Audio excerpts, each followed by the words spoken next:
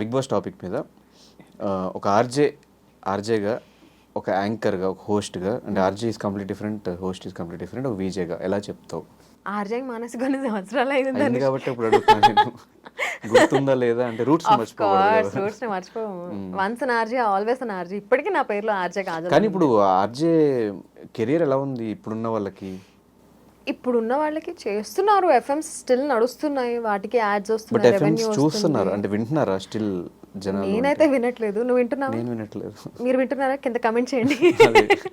కార్లో వెళ్ళినా కూడా మనం బ్లూటూత్ కనెక్ట్ ఎగ్జాక్ట్లీ. చేసుకుని మన సాంగ్స్ ఏ స్పాటిఫై ఏ యాప్ లో యూట్యూబ్ మ్యూజిక్ వింటున్నామే తప్ప. మీరున్నప్పుడు మీరు That was Chaitu different level. నువ్వు మీరందరూ చేస్తున్నప్పుడు కొంచెం బాగా ఇది ఉండేది. చైతు ఇప్పటికీ చేస్తున్నాడు. Yeah. ఆర్జింగ్ స్టైల్లో చెప్పమంటావు. Hello, good morning Hyderabad. మీరు వింటున్నారు కాదు, చూస్తున్నారు వినడంతో పాటు ధనుష్తో పాటు ఆర్జే కాజల్ని. మరి ఆర్జే కాజల్ ఆర్జే లాగా బిగ్ బాస్ గురించి ఏం మాట్లాడుతుందంటే ఏం చెప్పాలండి.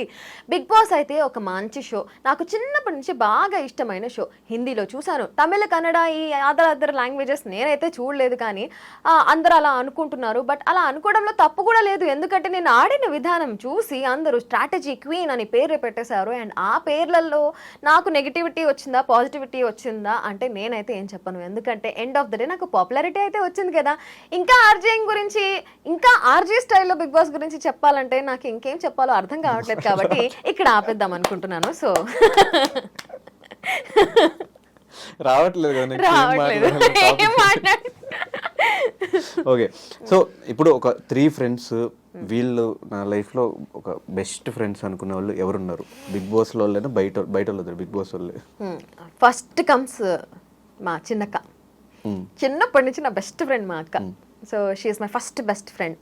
తర్వాత లిప్సిక, నా అమేజింగ్ బెస్ట్ ఫ్రెండ్.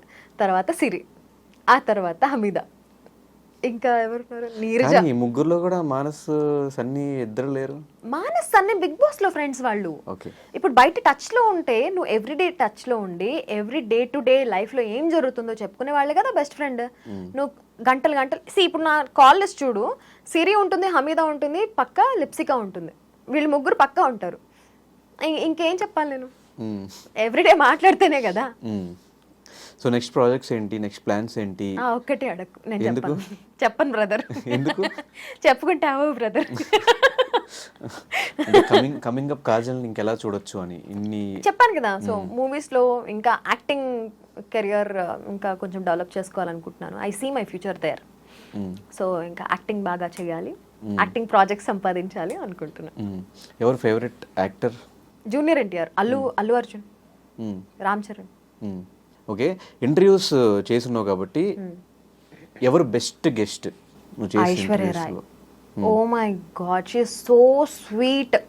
ఎంత స్వీట్ అంటే మిస్ వరల్డ్ అన్ని ఇండస్ట్రీస్లో పనిచేసింది, ఇంటర్నేషనల్గా కూడా వర్క్ చేస్తుంది. బట్ అస్సలు ఎంత డౌన్ టు ఎర్త్ అంటే she treated me so well and she is just the best.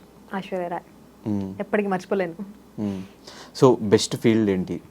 Best ఫీల్డా? ఇంటర్వ్యూయింగ్ లేదంటే influencing? Influencer, being an influencer is amazing. ఎందుకు డబ్బులు వస్తాయి? బాగా డబ్బులు వస్తాయి, పని తక్కువ ఉంటుంది, బాగుంటుంది. యా, అండ్ వ్యూస్ వస్తూ ఉంటే, కమెంట్స్ వస్తూ ఉంటే, not only brands and all. నీకు ఇన్స్టాగ్రామ్లో ఒక రీల్ పెట్టి అది ఫుల్ వైరల్ అయినప్పుడు, ఏమైనా క్రియేటివ్ కాంటెంట్ చేసినప్పుడు, నేను విజయ్ కలిసి ఒక ఎయిర్పోర్ట్లో ఒక బీజిఎం, మన్మధుడు బీజిఎం మీద ఒక రీల్ చేసాం. That gave me a high. ఎందుకంటే అది నా క్రియేటివిటీ. సో దానికి మనుషులు చూస్తున్నారు, వ్యూస్ పెంచుతున్నారు, లైక్స్ పెంచుతున్నారు, మిలియన్స్లో లైక్స్, ల్యాక్స్లో shares. That is another level high. కానీ ఈ కంటెంట్ చేయాలి అంటే ఎలా ఎక్కడున్నా ఏం జరుగుతున్నా ఎక్కడైనా కంటెంట్ చేయొచ్చు, ఎక్కడైనా కంటెంట్ చేయొచ్చు. మొన్న ఫ్లైట్ మిస్ అయితేనే మొత్తం దాని మీద ఒక కంటెంట్ క్రియేట్ చేసి కంటెంట్ పెట్టేసి ఇన్స్టాలో పోస్ట్. ఎవరు? మీరే. India Pakistan, exactly. యా, అవును. అండ్ ఇన్ఫ్లుయెన్సింగ్ నాకు రీసెంట్గా నచ్చుతున్న ఇది. బట్ నాకు all time favourite is anchoring. That to live emceeing. Live audience ఉంటారు, మనం స్టేజ్ పైన ఉంటాము, మైక్ పట్టుకొని మాట్లాడుతుంటే అక్కడ ఉన్న వాళ్ళందరూ వింటారు, నవ్వుతారు.